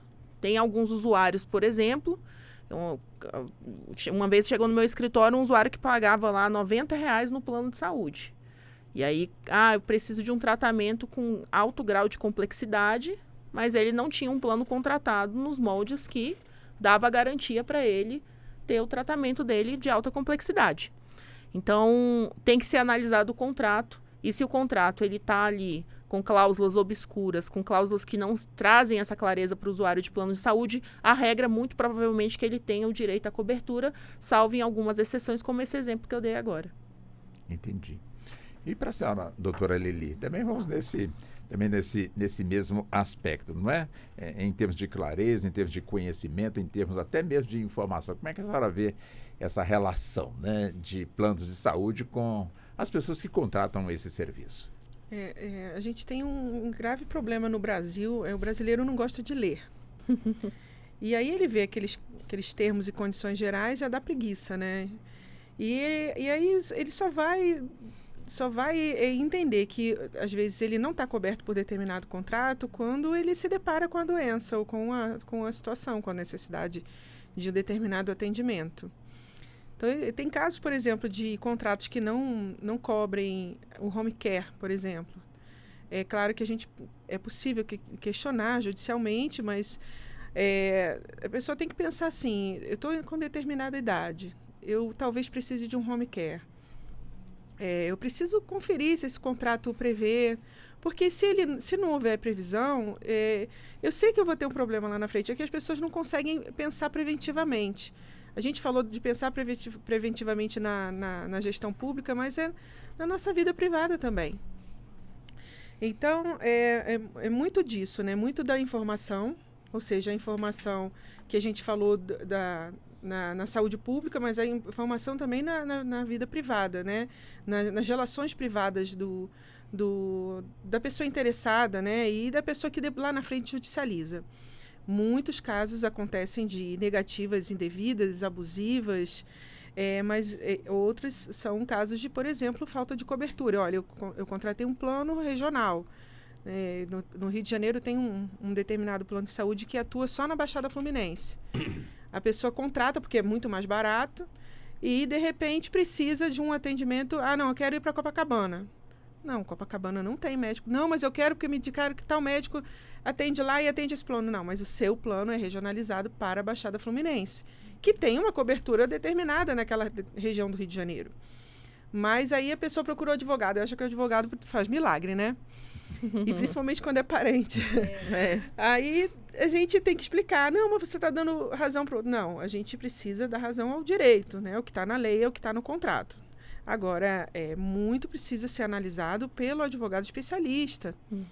Então, se a gente tem um advogado especialista, não só especialista, mas o advogado que consiga entender essa legislação, é uma atuação, a área da saúde não é uma atuação complexa. Claro que existem atuações bem complexas. Eu estou vendo as doutoras aqui que são bem atuantes na área. Eu tenho processo na área, mas as doutoras são especialistas.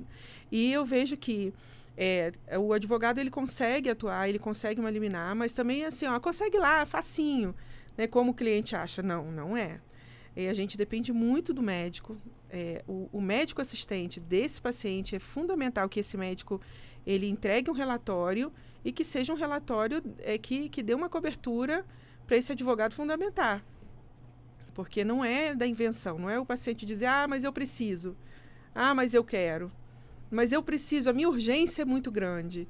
Não, a sua urgência vai ser determinada por um especialista, pelo médico que está te atendendo. E eu, como advogada, vou colocar lá na petição o que está lá.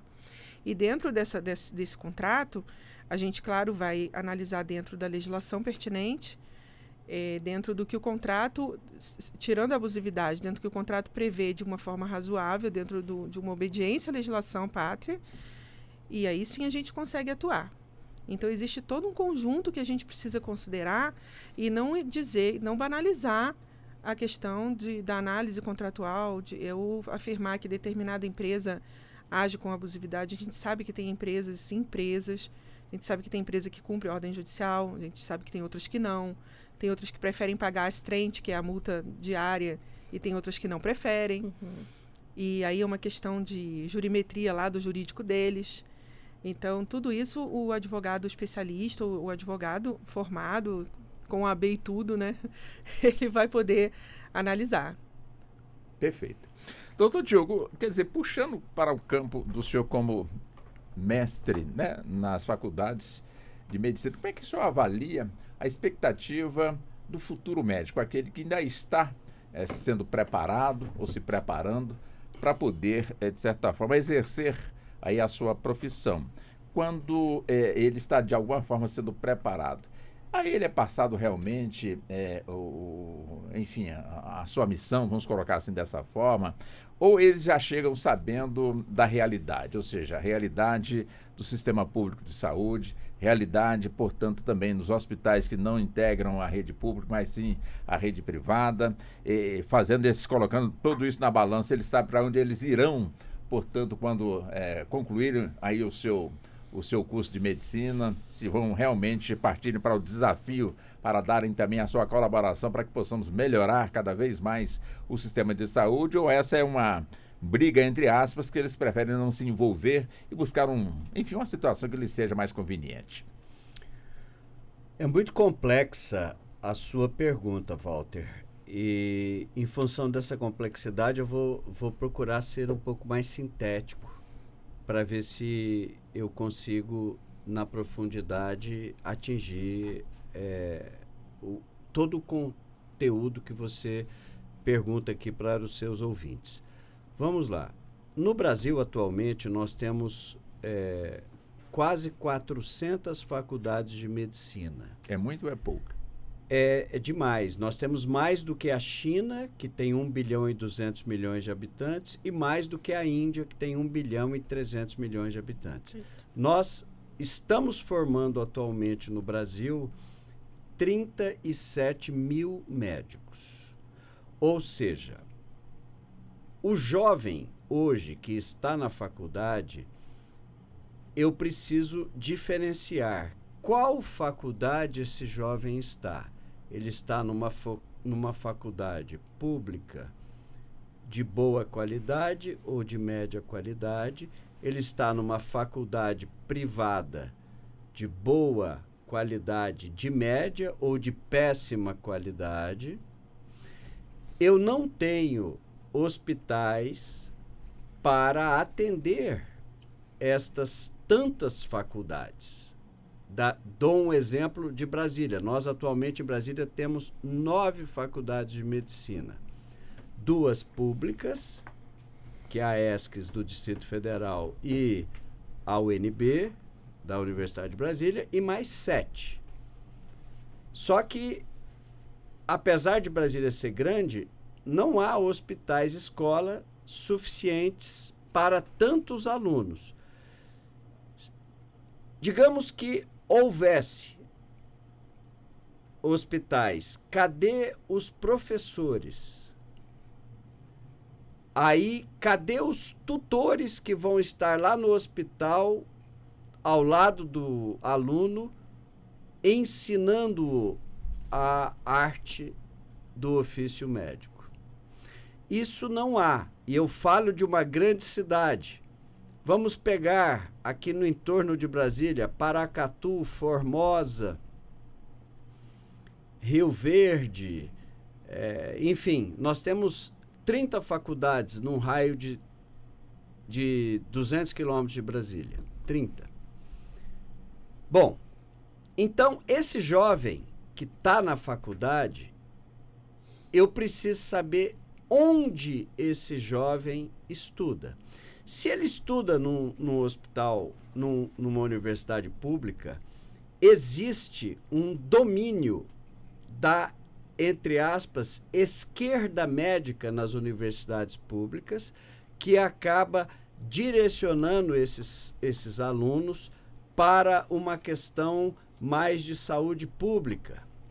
Só que não há emprego na saúde pública. Por quê? Porque eu não tenho uma carreira de Estado. Então, esse paciente que mora na periferia, ou que mora no interior, ou que mora na fronteira do Brasil, ele não será assistido por esse aluno da escola pública. Por quê? Porque como que esse aluno se dirigirá, por exemplo, para a fronteira, como alguém da Polícia Federal vai, como alguém do Judiciário vai, como alguém do Exército, da Aeronáutica, da Marinha ou da Polícia Federal vai? Eles vão porque a carreira determina, mas eles vão, no final da carreira, eles estarão num grande centro. Porque é uma carreira de Estado. Como um diplomata, ele vai no início da carreira para o Cazaquistão e no final da carreira para os Estados Unidos. Mas ninguém começa indo para os Estados Unidos. Isso é normal. Então, eu estou falando do aluno de escola pública. Agora vamos pegar o aluno de escola privada, que temos escolas boas, médias e muito ruins. Esse aluno que paga uma prestação mínima de R$6.000, R$6.500 e máxima de R$18 a R$20.000, obviamente que alguém paga essa prestação que não é barata. E evidentemente que esse aluno não irá para a periferia, nem irá para o interior do Brasil. Por quê? Porque ele quer o quê? Ganhar dinheiro ou status. E alguém pagou para que ele estudasse. E esse alguém precisa ter o payback, né? Ou pelo menos que o filho, a filha, ou o neto, ou a afilhado, ou afilhado trabalhem. Então, cada vez mais, o problema da saúde se aprofundará e piorará. Por quê? Porque eu estou tendo uma avalanche de profissionais mal formados, despreparados, não focados, aquilo não é o ideal da vida dele. Aquilo é, aspas, um status, uma imposição, algo que não é vocacionado. Por um lado. Segundo ponto, uma formação péssima, porque como que eu vou ter... Cadê os professores? Não precisa ser mestre nem doutor. Como que eu tenho em Brasília professores capacitados para 9 faculdades de medicina? Faço um paralelo aqui com Cuba, com 2 universidades, como é que forma tanto médico? Não forma, né? Diz que forma. Terceiro ponto. Com essa avalanche de médicos, a qualidade do trabalho médico vai piorar muito. Ou seja, ele vai ser subempregado, vai ganhar mal, vai atender mal a população e cada vez mais o bom médico e a boa instituição ficará mais cara e mais difícil para a população. Porque a população, ou qualquer ser humano, ele pode não ter cultura acadêmica, pode ser um analfabeto, mas ele tem inteligência, racionalidade, perspicácia, e ele sabe muito bem o que é um bom médico, de um médico mais ou menos e um mau médico. E isso é o que, lamentavelmente, o governo brasileiro, e aí eu não falo de nenhum governo, o governo brasileiro, começando pelo Fernando Henrique Cardoso, que no dia 31 de dezembro de 2002, o último dia de governo dele, autorizou a abertura de 1.000 vagas em cursos de medicina privados. E a partir daí, os governos que os sucederam, Lula, Dilma, abriram a porteira, veio o Temer e o Bolsonaro, eles bloquearam, mas a Justiça, onde estamos aqui hoje falando, liberou 54 faculdades durante os governos Temer e Bolsonaro, e agora o Lula 3 também abriu as porteiras, inclusive disse que, além dos que já estão abertos, ele acha que ainda tem que abrir mais 92 faculdades de medicina. Então, o jovem que vai para a medicina não está mais vocacionado, na sua maioria, ele pagou caro, ele é mal formado e ele não irá para a periferia e nem irá para os rincões onde o Brasil precisa de médicos. E mais, a formação está pior, o salário será pior e eu acho que a perspectiva pior. É lamentável, mas nós brasileiros destruímos um ativo real que nós tínhamos no Brasil, que era a qualidade da nossa medicina. E digo também outro ativo real que foi destruído, a qualidade da nossa odontologia. A odontologia brasileira hoje, no Brasil há mais faculdades de medicina do que 2/3 das faculdades do mundo. Entendi. É brutal. Doutora Alessandra, claro, né, nós estamos aqui dentro dessa questão importante da saúde, sempre no sentido de levar esclarecimento para a nossa população, de certa forma, mostrar também para a nossa população que um país de tamanho continental, um país ainda muito novo, ainda precisa trabalhar bastante, né, para, vamos colocar assim, para entrar nos eixos como muita gente realmente pode, portanto, esperar. Nós, pelo menos, estamos no começo para que possamos ter realmente, já que estamos abordando aqui a questão da saúde, abordando, portanto, a questão do atendimento médico hospitalar, nós pelo menos estamos no rumo certo, doutora Alessandra? Eu acho que só a criação do Sistema Único de Saúde já é o rumo mais certo que isso poderia ter. Né? Hoje nós não temos no mundo nenhum outro sistema parecido com o Sistema Único de Saúde. Nós não temos nada que seja parecido com o nosso SUS. Lógico, com todas as suas deficiências, todos os seus problemas, todas as limitações que precisamos ter, toda a questão da falta de preparo dos gestores, as questões orçamentárias, né? A questão dos valores que são repassados para o SUS, que ainda são muito baixos perto daquilo que se precisa ter, e etc. Mas nós temos um atendimento que a gente pode se orgulhar. Né? E tivemos uma pandemia aí para provar isso. Acho que se não tivéssemos o SUS, talvez não, com toda certeza, o nosso saldo pós-pandêmico seria muito mais assustador do que foi. Né? Então a gente está sim no caminho certo, eu acho que o rumo é esse. A gente precisa sim fazer algumas correções de rota, né? Nós temos um país de nível continental. Eu estava numa reunião uma vez, no ano passado, nem era uma reunião, era um curso que eu estava pelo Conselho de Saúde, e a gente teve acesso a conselheiros de saúde do Brasil inteiro. E uma conselheira do Amazonas fez um comentário que parece óbvio quando a gente pensa, mas que para mim não era. E ela estava falando que no Amazonas a grande prevalência das UTIs são UTIs barco. Eu pensei, nossa, que óbvio. Então não adianta fazer uma licitação para contratar os UTI móvel, carros para o Amazonas. Porque no Amazonas 90% das UTIs são barco. Não tem estrada. É uma coisa óbvia, porque lá é tudo por rio. Mas para mim, que sou de Brasília e que eu mal tenho um lago aqui, para mim não faz... Assim, jamais eu iria pensar que precisaria licitar UTIs barco.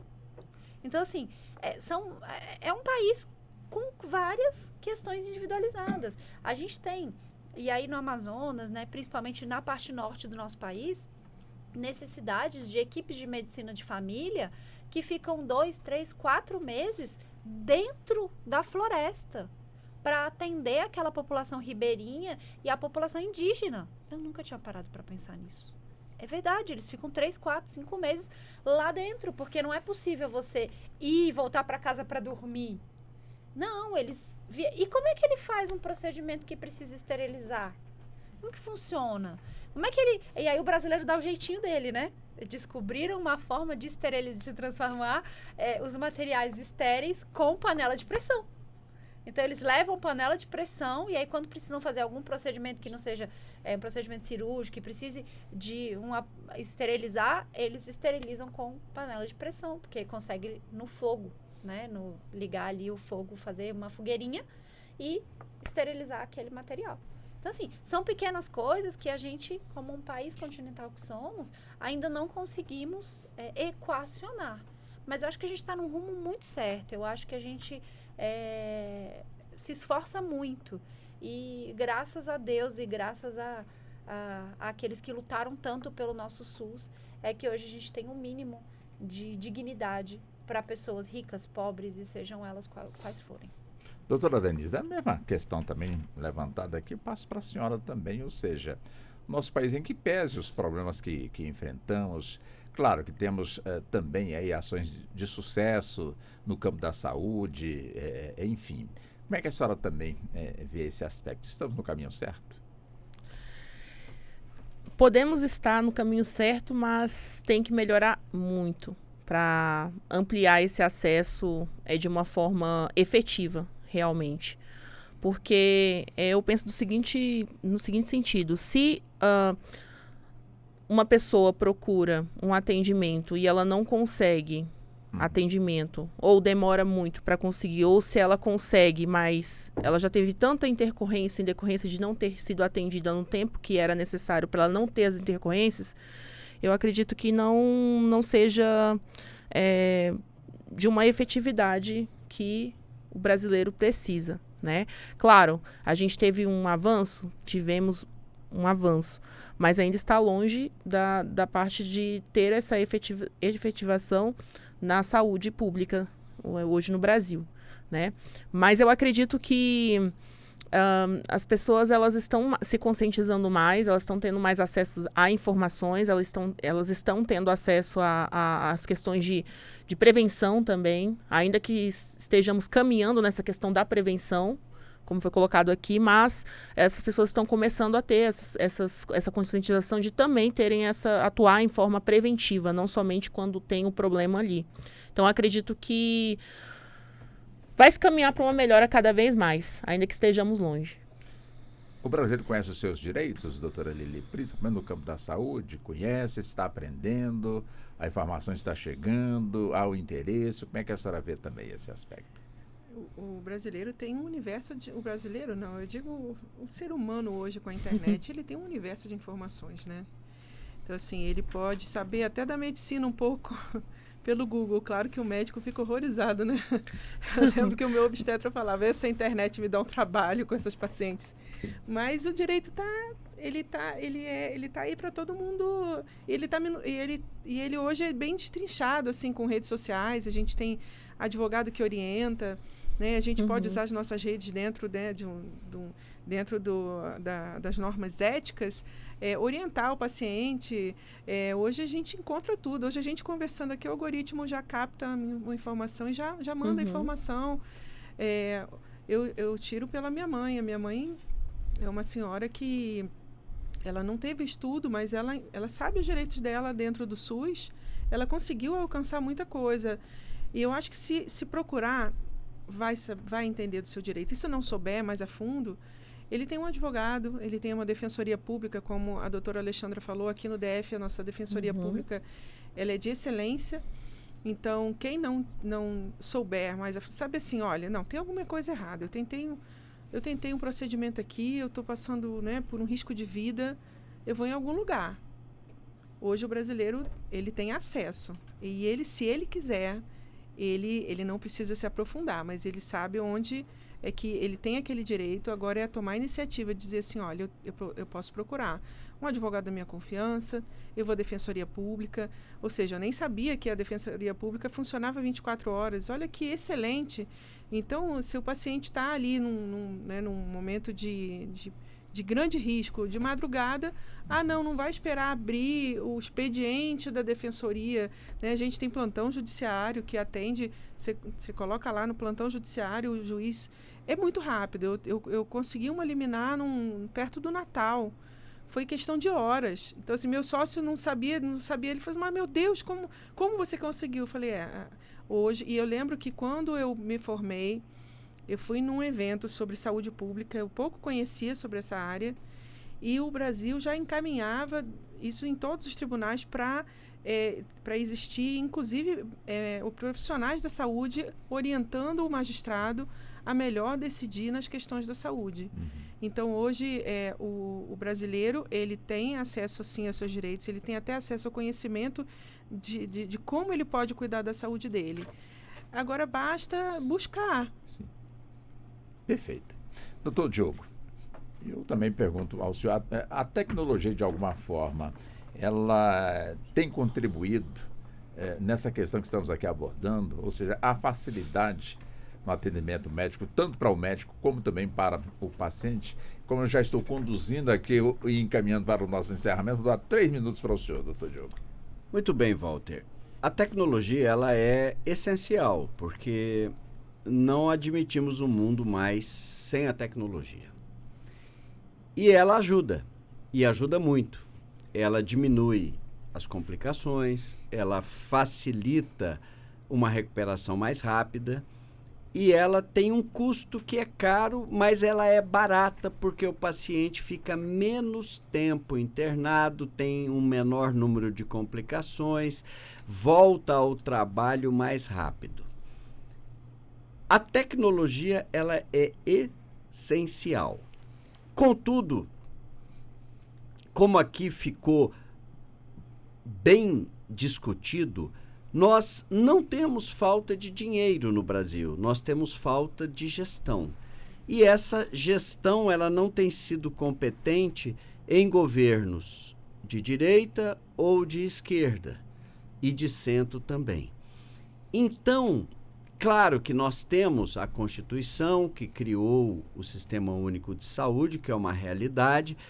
Esse sistema atende melhor do que antes, quando eram os institutos. Mas ele está bem longe de ser, de fato, algo onde a população possa ter segurança de que terá uma saúde boa.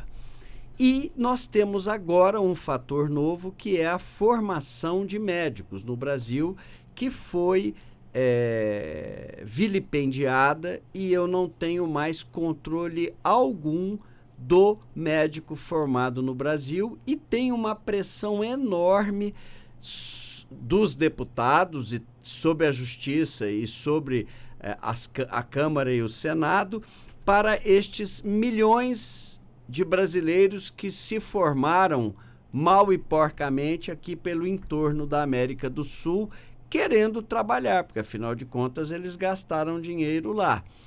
Então, é um cenário difícil, mas é o que nós brasileiros temos.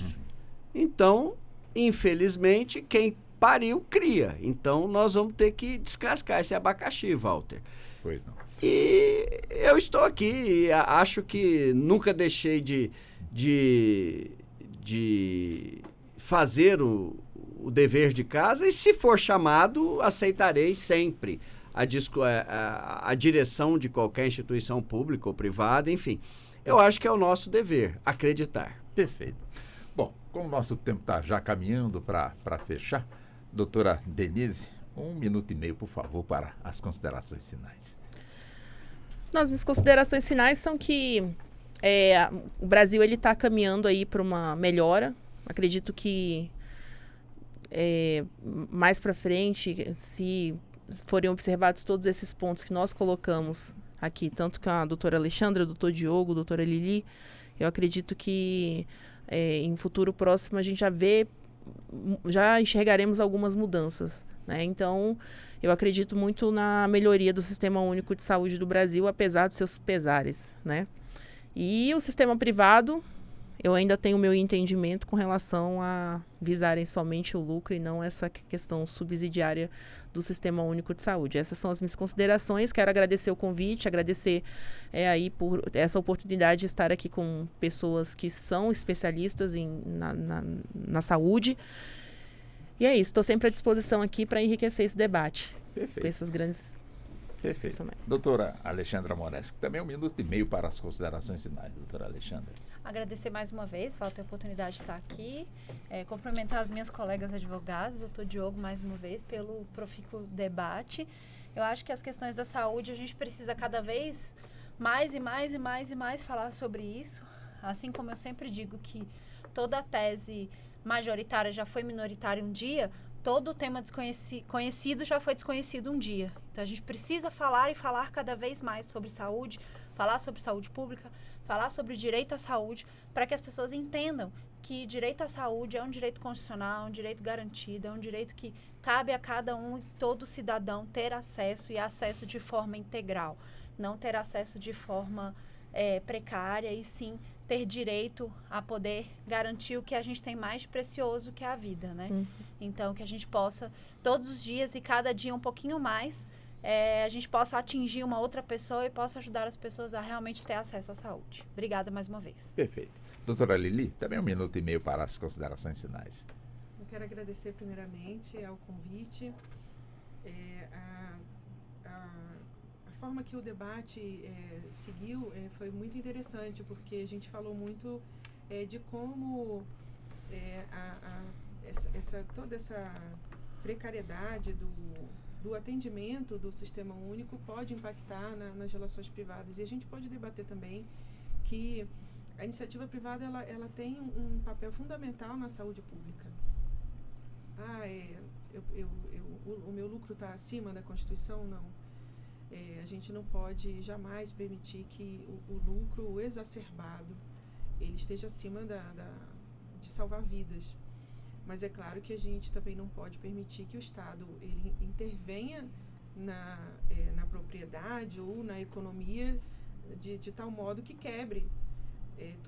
Para tudo é necessário um equilíbrio. Então, o que eu defendo aqui é um equilíbrio para muito além de questões ideológicas e políticas, e a gente pensar num equilíbrio. E quando a gente, como advogada, precisa entrar com uma ação para esse cliente, a gente está fazendo um papel de acesso à justiça que também é garantido constitucionalmente. Então, a gente precisa ter um equilíbrio em tudo isso, para não dizer que é naquela questão de furar fila, né? Eu sei que pouca gente diz isso. Eu acho que a pessoa, quando procura a pessoa que não foi em busca do seu direito foi porque tá cansada, não vê outra saída. A doença, ela tira, né, a falta de dinheiro e a doença tira qualquer ser humano do seu rumo, né, a dor. Então, a pessoa que não procura o seu direito é porque não teve, assim, não se esclareceu. Então, volto aqui a falar do esclarecimento, ele é fundamental. Ele hoje ele é muito democrático. O conhecimento ele está muito mais democrático do que esteve na minha geração, na geração de todos nós aqui. A gente estudava por Barça, a gente tinha acesso a impressos, né? revistas impressas, assinadas. Papai assinava revistas e quem não tinha acesso ou ia para uma biblioteca. Então é isso que eu recomendo. Perfeito. Informem-se.